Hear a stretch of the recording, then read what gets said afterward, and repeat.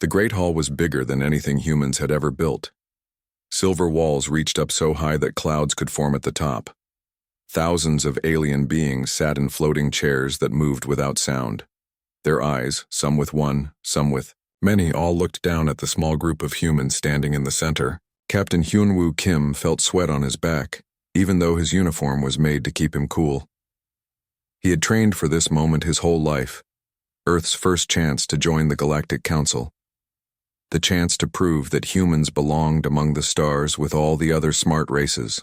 But things were not going well. Admiral Vextar sat high above everyone else. His skin looked like green metal plates that moved when he breathed. His eyes were yellow and cold like winter sun. When he spoke, his voice came through machines that turned his words into human language. But the hate in his voice needed no machine to understand. "So these are the humans," Vextar said. His laugh sounded like nails on metal. "The babies who think they can sit with adults." Commander So-Young Park stood next to Captain Kim. Her hands were behind her back, but Kim could see them shake with anger. She had been a soldier for 20 years. She had fought in wars and seen friends die, but she had never been talked to like this. "We have come here in peace," Captain Kim said. His voice was strong and clear. "Earth wishes to join the Council and share what we have learned." "Share?" Vexitar's laugh got louder. Other aliens in the hall began to laugh too. "What could you possibly teach us? You cannot even stop fighting each other on your own world." Dr. Taemin Lee stepped forward. He was Earth's best scientist. He had made machines that could travel faster than light.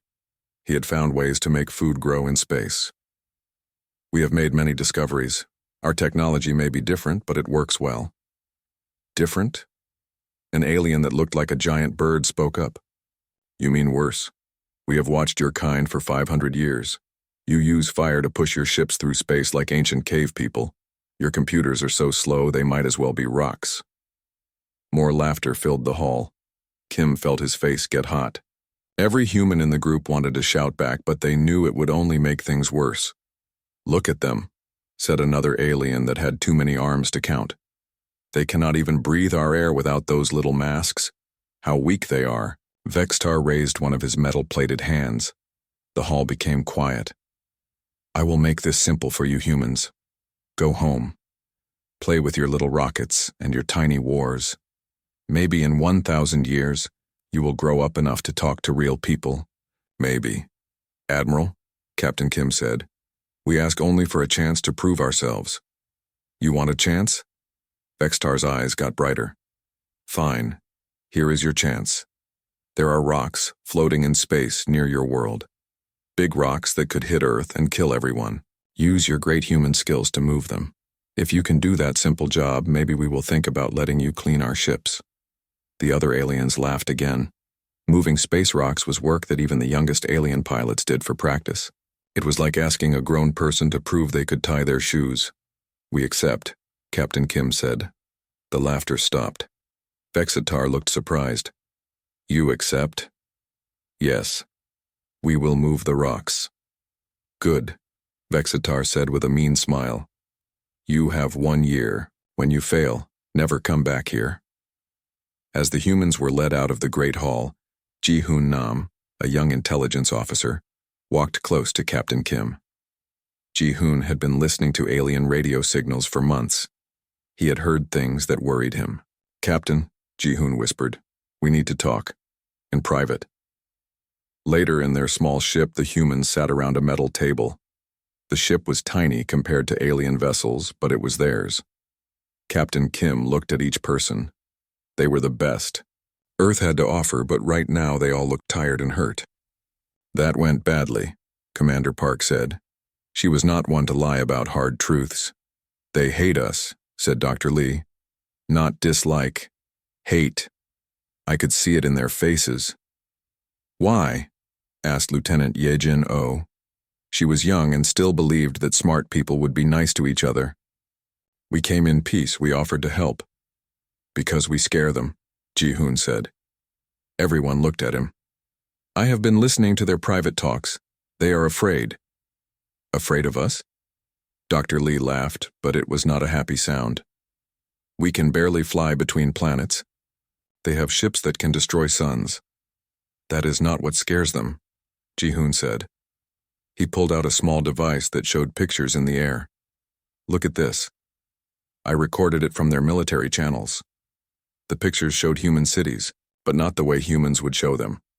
These pictures focused on factories that made things fast, schools where children learned about space and science, soldiers who trained to fight in any kind of place. They have been watching us for 500 years, Ji-hoon continued. In that time, we went from riding horses to flying in space. They took 50,000 years to do the same thing. Captain Kim understood. We learn too fast. Yes. And we fight too well. Most aliens have one government for their whole world. We have hundreds, and they all compete with each other. That makes us stronger, but they think it makes us dangerous. Commander Park nodded. They see us as barbarians who might become smart barbarians. There is more, Ji-hoon said. His face was serious. I picked up signals from the edge of our galaxy. Something is coming.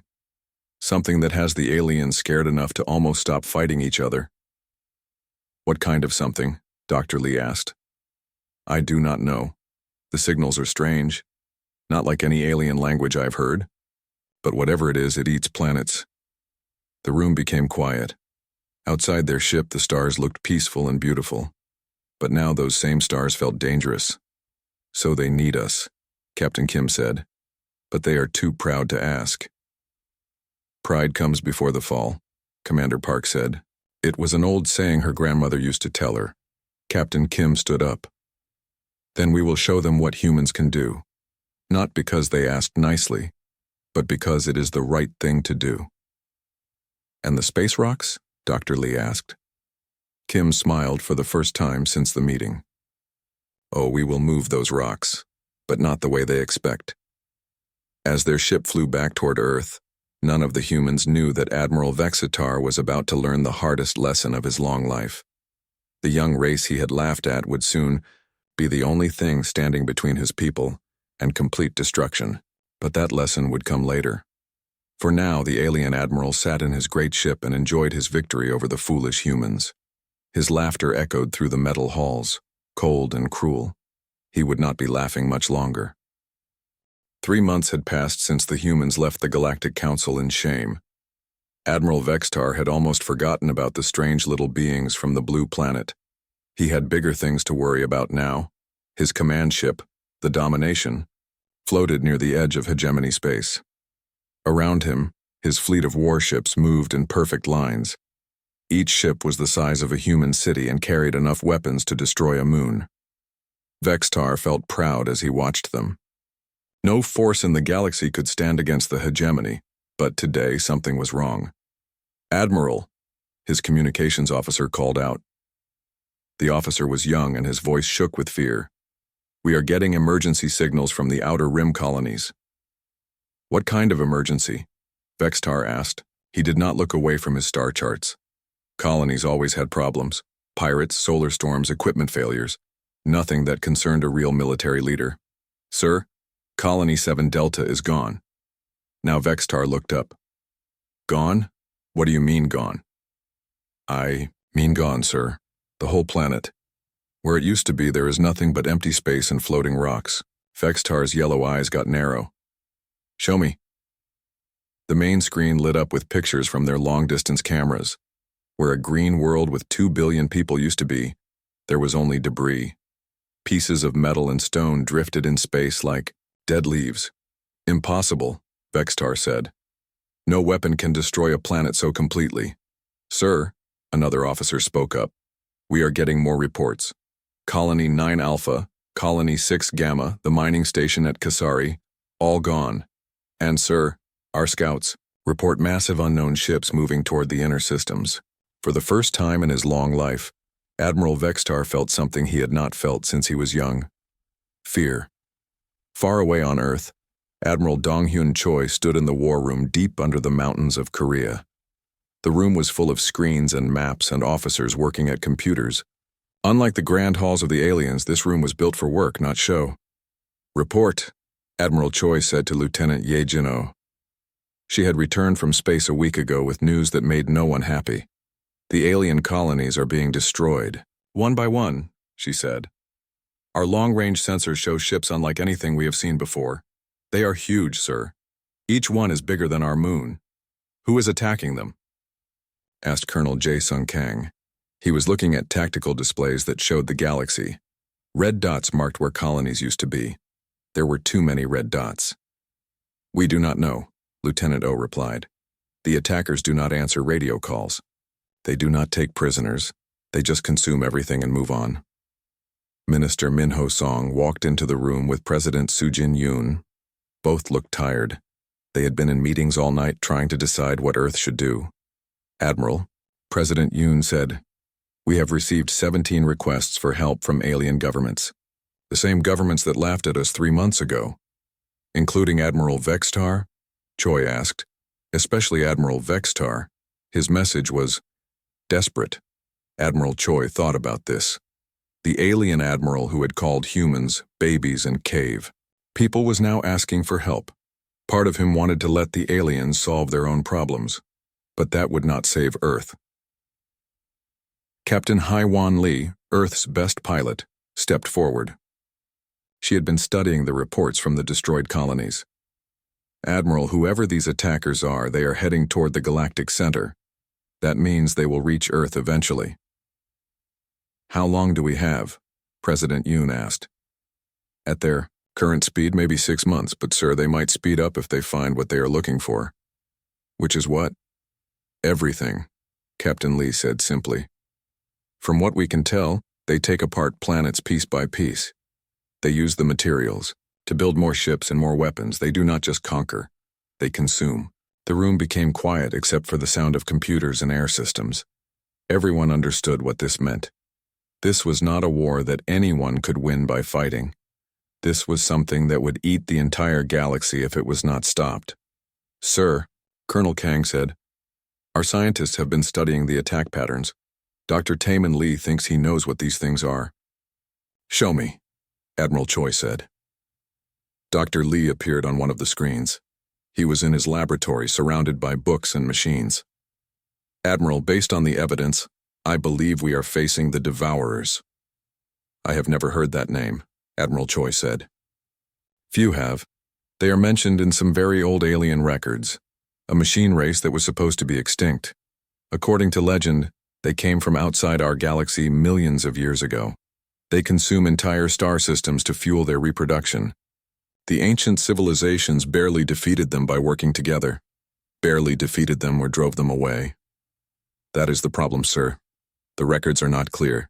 If they were only driven away, they might have been growing stronger in the empty space between galaxies, building more ships, more weapons, waiting for the right time to return. President Yoon rubbed her forehead. How many ships are we talking about? Unknown, ma'am. But based on the speed of their attacks, I estimate millions, maybe tens of millions. The numbers were too big to understand. Earth had 50 warships. The entire human fleet could fit inside one of the enemy vessels. What do the aliens want us to do? Admiral Choi asked. They want our stealth technology, Minister Song replied. Our ships are small and hard to detect. They think we can scout the enemy and report back. They want us to be their eyes while they do the real fighting, Colonel Kang said with disgust. That might not be a bad thing, Captain Lee said. Everyone looked at her. Sir, our ships are not just hard to detect. They are fast and flexible. We can go places their big ships cannot go. We can hit targets they cannot reach. Admiral Choi walked to the big map that showed the galaxy. Red dots marked dead worlds. Blue dots marked alien fleets. Green dots marked human positions. The green dots looked very small and very far apart. We are outnumbered, he said. Yes, sir. Captain, Lee replied, we are outgunned. Yes, sir. The aliens think we are primitive and stupid. Yes, sir. Admiral Choi smiled. It was not a nice smile. It was the smile of a man who had been underestimated too many times. Good. Then they will not see us coming. He turned to face his officers. Prepare the Shadow Fleet. Send word to all human colonies and outposts. We are going to war. Sir, Lieutenant O asked. What should we tell the aliens? Tell them we will help them, Admiral Choi said. But not because they asked nicely. Tell them we will help because Earth will not kneel to anyone, not to them, and not to these devourers. As orders went out across human space, ships began to move. Small ships, quiet ships, ships built by a young race that had learned to survive, by being clever instead of strong. The aliens had laughed at human technology. They had called human ships toys. Soon they would learn that the most dangerous toys are the ones that bite back. In his command ship, Admiral Vextar received the human message. His communications officer read it aloud with confusion in his voice. They say they will help? The officer asked. Apparently, Vextar replied. He did not understand humans, but right now he needed all the help he could get, even from primitives who used fire to push their ships through space. What he did not know was that those primitive ships were already moving through space around him, invisible and silent, like sharks in dark water. The devourers were coming. But they were not the only predators in the galaxy. The battle for the Kasari system began badly for everyone except the devourers. Admiral Vextar watched from his command chair as his great fleet died around him. The Domination, his flagship, shook as enemy fire hit its shields. Red lights flashed on every control panel.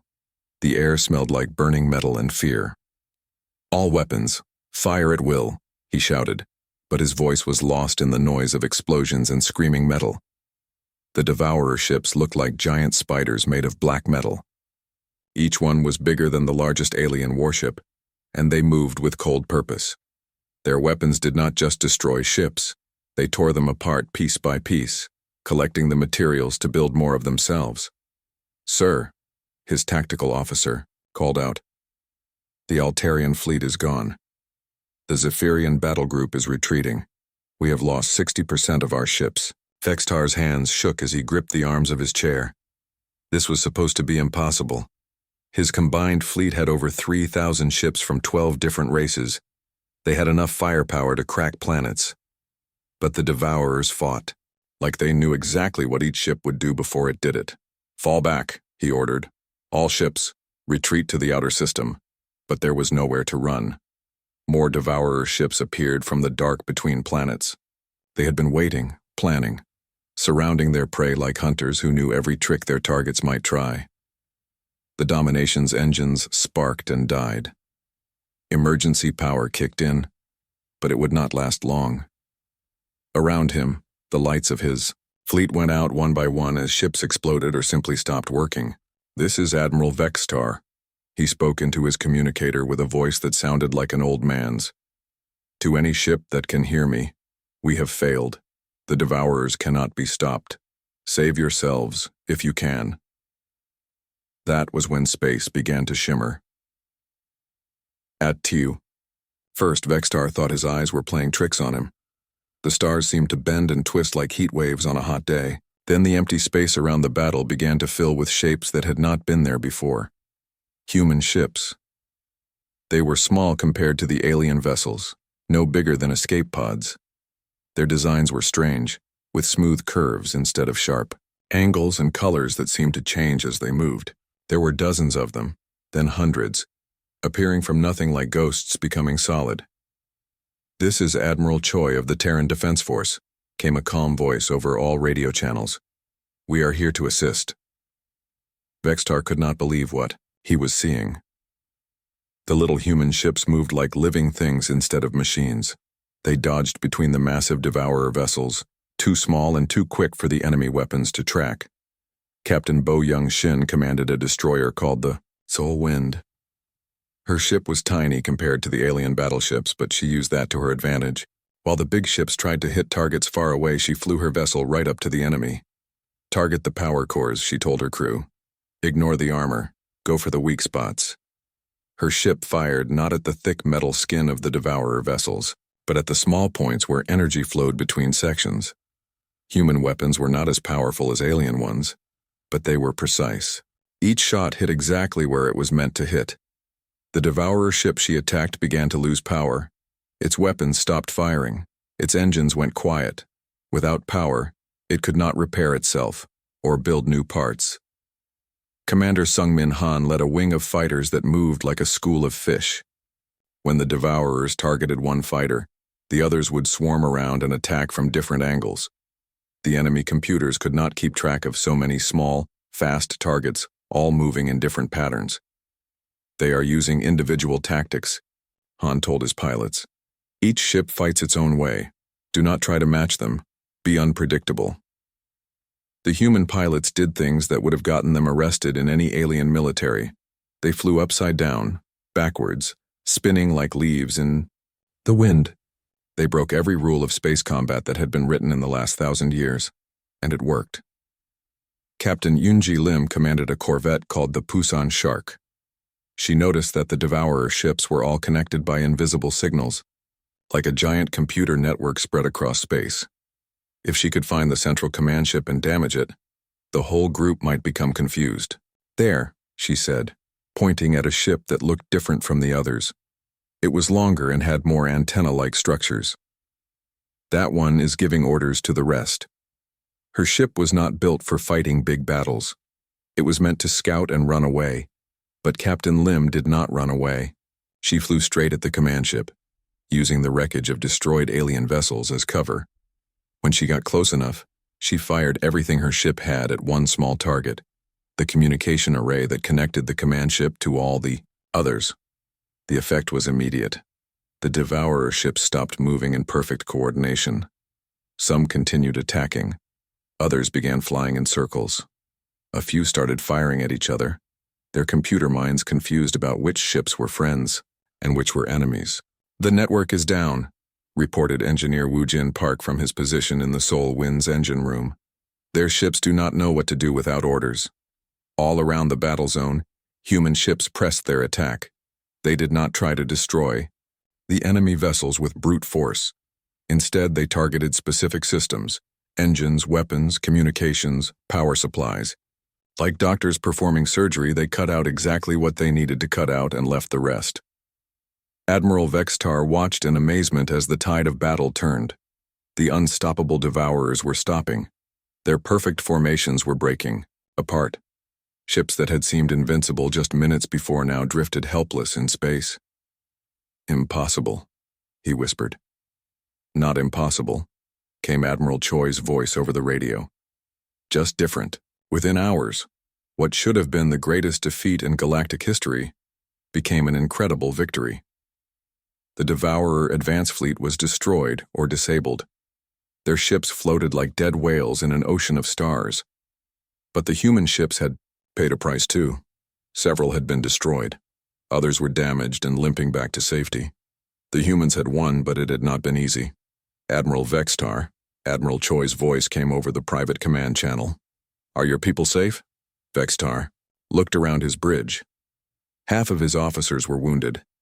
His ship was barely functioning, but they were alive, which was more than he had expected an hour ago.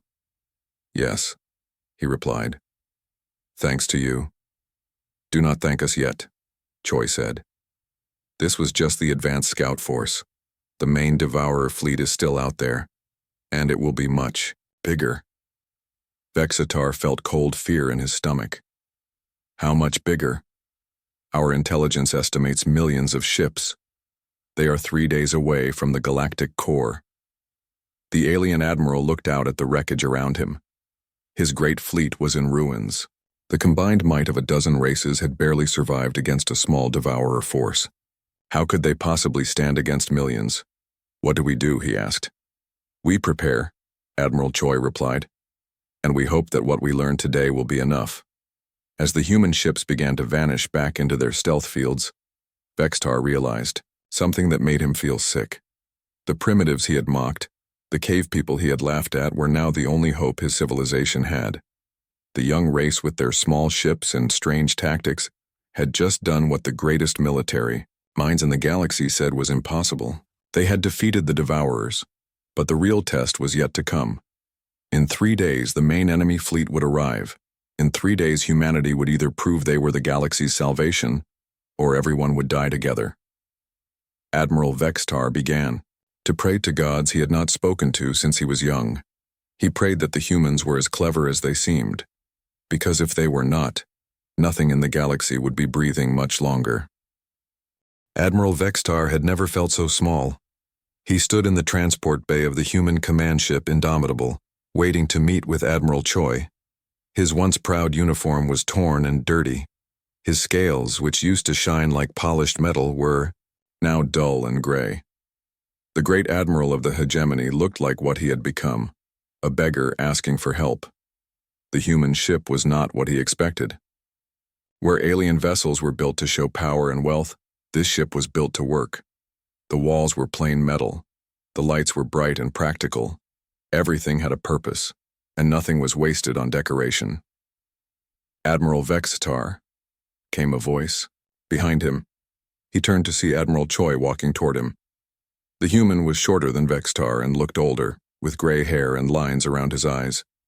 But he moved with the confidence of someone who had won many battles. "Thank you for seeing me," Vextar said. The words felt strange in his mouth. 3 months ago, he would never have imagined saying such things to a human. "You are welcome aboard," Admiral Choi replied.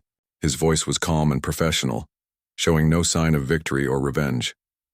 "Please follow me." They walked through corridors filled with human crew members. The people were young and old, men and women, all working together with quiet efficiency. They nodded respectfully to their admiral but did not stop their work to stare at the alien visitor. "Your crew is disciplined," Vextar observed. "They are professionals," Choi replied. "They know we have work to do." They entered a meeting room where several human officers waited. Captain Da-hee Jung stood at attention near a large display screen. Her face showed no emotion as she looked at the alien admiral who had once called her people primitives.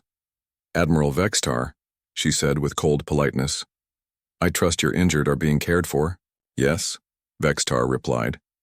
"Your medical teams have been efficient." Chang Ho-yu, Admiral Choi's aide, gestured to a chair that had been modified for alien anatomy. "Please, sit. We have much to discuss." Vextar sat down carefully. The chair was comfortable, which surprised him. The humans had taken time to make sure their guest would not be uncomfortable, even though he had treated them badly before. "You want our help?" Admiral Choi said. It was not a question. Vextar started to speak, then stopped. How could he ask for help from people he had called babies? How could he admit that his mighty fleets were worthless against the enemy? "Yes," he said finally. "We need your help." "The same help you found amusing to reject," Captain Young said. Her words were like ice. Vextar's breathing became heavy. His species breathed faster when they were nervous or afraid. "Captain Young, surely you understand that we face a threat to all life in the galaxy." "We understand perfectly," Admiral Choi said. "The question is whether you understand what you are asking." "I am asking you to save us," Vextar said. The words came out louder than he meant them to. "My people, billions of them, will die if the Devourers reach our homeworld." "And what about the people who will die fighting to save your people?" "Captain," Young asked, "what about the human lives that will be lost because you were too proud to accept our friendship when we offered it?" Major Kyung-soo An, the intelligence officer, stepped forward with a datapad in his hands. "Admiral Vextar, our analysis shows that your remaining fleets have a 0% chance of stopping the main Devourer force. 0%. The alien admiral's breathing got even faster. "That cannot be right." "It is right," Dr. Hae-in Choi said from her position near the computer displays. "We have been studying Devourer tactics and capabilities. They learn from each battle. By now they know everything about how your ships fight. They will be ready for conventional attacks." "Then what hope do we have?" Vextar asked. "We have the hope that they do not understand us yet," Admiral Choi replied. "Human tactics are new to them. Our technology works differently than yours. But that advantage will not last long." On the main display screen, Si-hyun Kim's engineering team showed their latest project. They had taken pieces from destroyed Devourer ships and were building something new with them.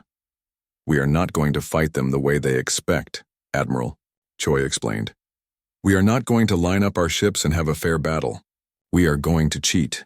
"Cheat?" Vextar did not understand. Human warfare is not about honor, Captain Young said. It is about winning. We will lie to them. We will trick them. We will make them fight each other instead of fighting us. Major, On showed pictures of the main Devourer fleet on his display. The images came from long-range scouts who had risked their lives to get close enough to see the enemy. Millions of ships, he said. More than all the fleets in the galaxy combined.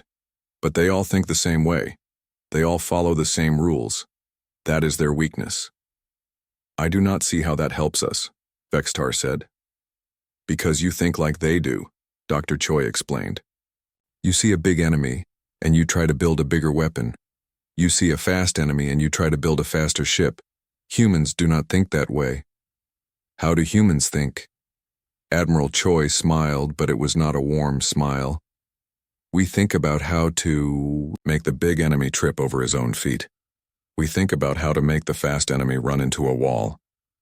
Captain Young activated another display that showed the route the Devourers were taking toward the galactic center. They are coming through the Meridian Passage, just as our intelligence predicted. It is the fastest route, and they always choose efficiency over caution. That passage goes through the gravitic anomaly, Vextar said. No sane captain would take a large fleet through that area. Exactly, Admiral Choi said, which is why they will not expect us to be waiting there. The plan the humans outlined was insane. They wanted to hide ships inside the dangerous gravity fields near collapsed stars. They wanted to use the Devourers' own communication network against them. They wanted to turn the enemy's greatest strength, their perfect coordination, into their greatest weakness. This could never work, Vextar said, but his voice was not confident. It will work, Admiral Choi replied, because they will not see it coming. They think we are primitives who fight with honor and follow rules. They do not know that humans learned long ago that the only rule in war is to win. What do you need from us? Vextar asked. Everything, Captain Young said. Your ships, your technology, your people, and most importantly, your trust. Trust? You will have to let us command the battle. Your officers will have to take orders from primitives and cave people. Can you do that? Vexitar thought about his homeworld. He thought about the cities where his children lived. He thought about the billions of people who were counting on him to keep them safe.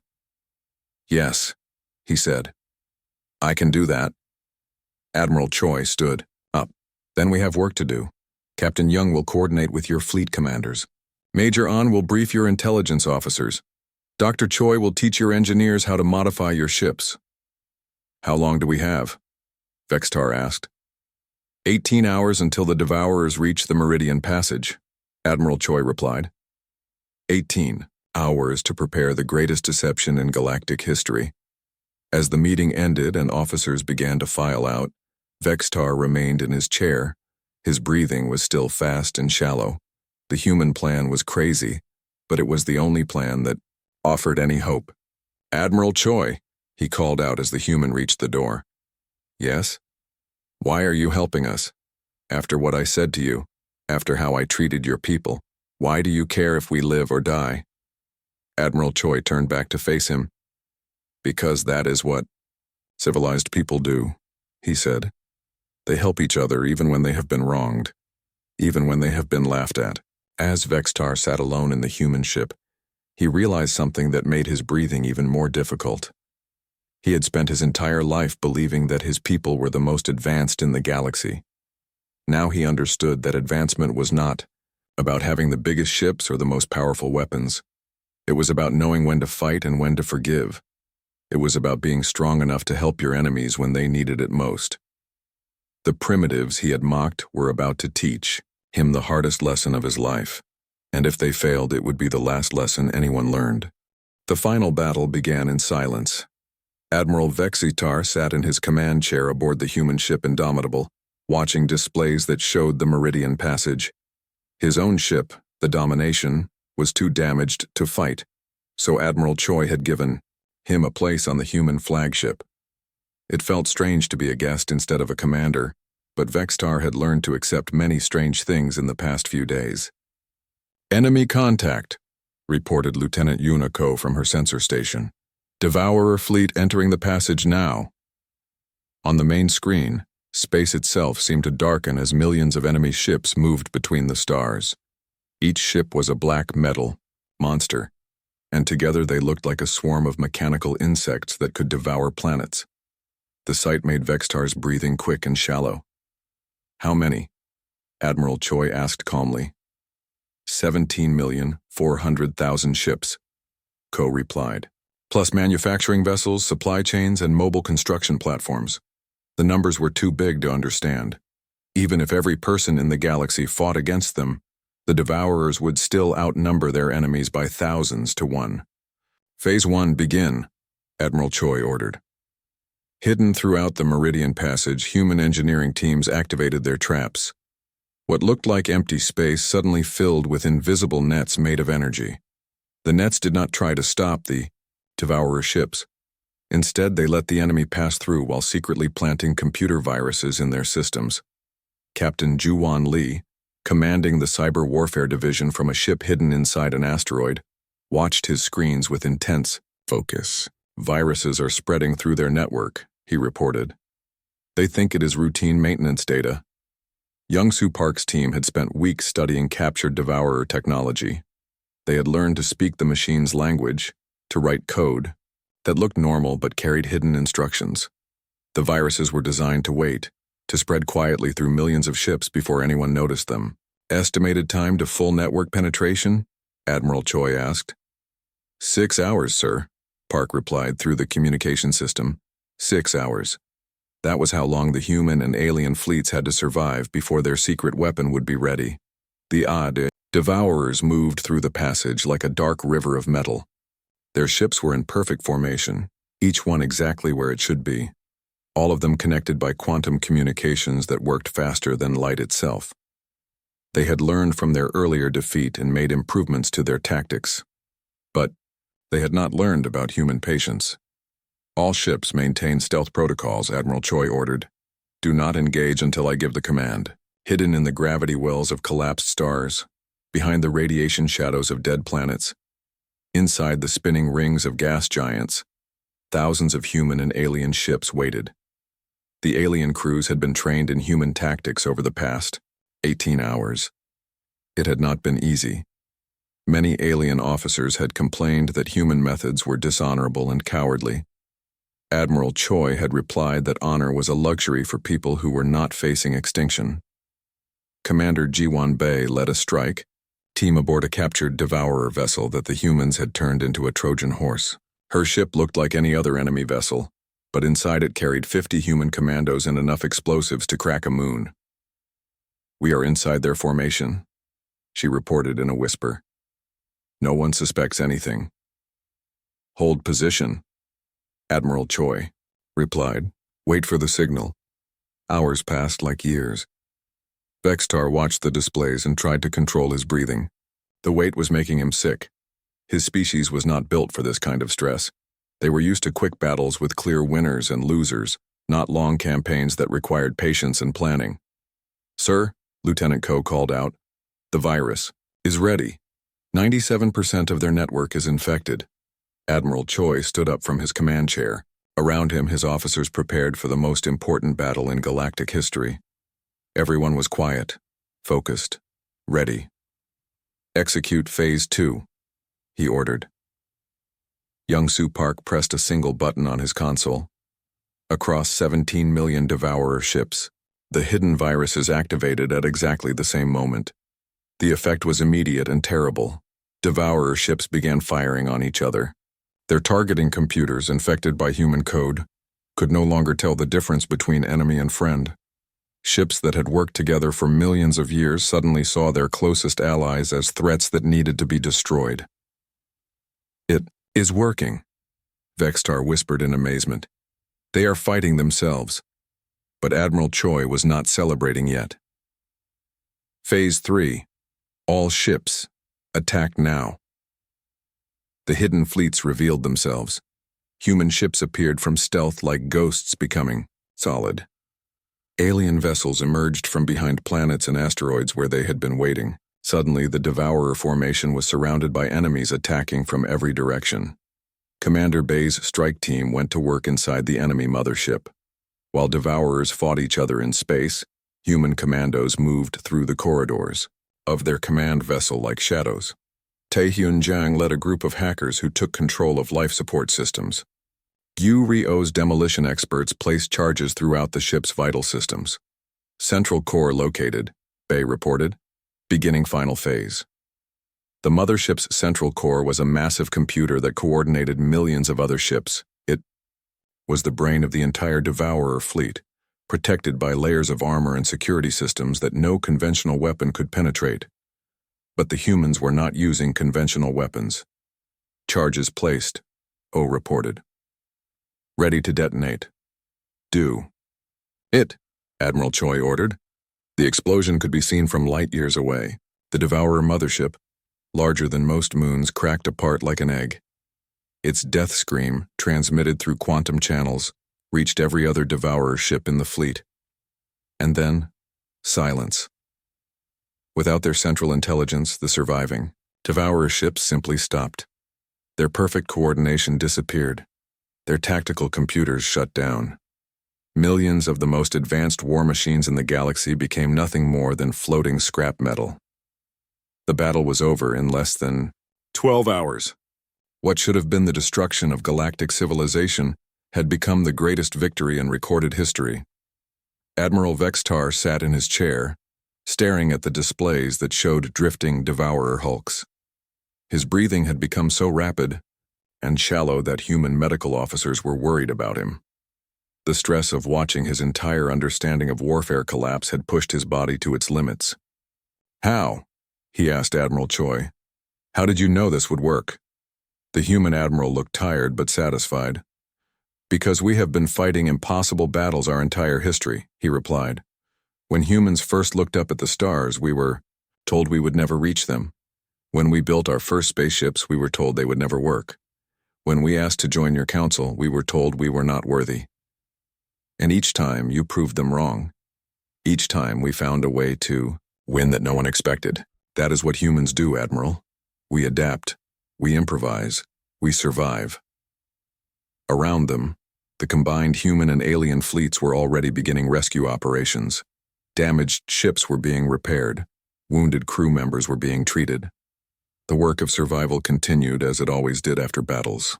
The galaxy owes humanity a debt, Vextar said. The galaxy owes humanity nothing, Admiral Choi replied. We did not fight for payment or gratitude. We fought because it was right. As medical teams finally convinced Admiral Vextar to go to the sickbay for treatment, he realized that his breathing problems were not just from stress, they were from shame. The alien admiral who had laughed at humanity, who had called them primitives and cave people, could barely breathe when he thought about his own arrogance. Later, as he recovered in the medical bay, Vexitar received a visit from Subin No, Admiral Choi's communication officer. Admiral Choi asked me to give you this, she said, handing him a datapad. On the screen was Earth's application for membership in the Galactic Council, the same application that had been rejected with laughter just 4 months earlier. He wants to know if you think the Council will reconsider their decision, No said with a small smile. Vextar looked at the application, then at the human officer, who had helped save his entire civilization. I think, he said slowly, that the Council will be honored to accept Earth's membership, and I think I will personally sponsor their application. That is very kind of you, No replied. It is the least I can do, Vextar said, though I suspect that from now on when the Council meets it will be the humans who are teaching the rest of us. As the rescue ships continued their work and the galaxy began to rebuild, Admiral Choi stood on the bridge of the Indomitable, looking out at the stars. Captain Han Sol Kang approached with casualty reports. Our losses were surprisingly light, Kang reported. It seems the enemy was too busy fighting itself to focus on us. Good, Admiral Choi replied. Begin preparations for humanitarian aid operations. These people will need our help to rebuild. Sir, we have received over 300 requests for formal alliances, Kang continued. Every major government in the galaxy wants to be our friend now. Admiral Choi nodded. Schedule meetings with all of them. But remember, Captain, friendship earned through fear does not last. We must show them that we are worthy partners. not just powerful warriors. As the human fleet prepared to return home, Vextar was finally released from the medical bay.